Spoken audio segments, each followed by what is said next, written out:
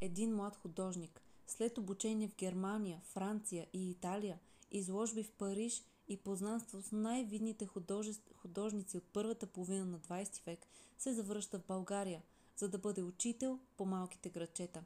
Само тук, в родината, неговият талант и съвършено майсторство ще открият обикновения трудов човек, ще изпеят ярка и багрена песен, която е ненадминат и до днес художествен разказ за героя от бъдното време.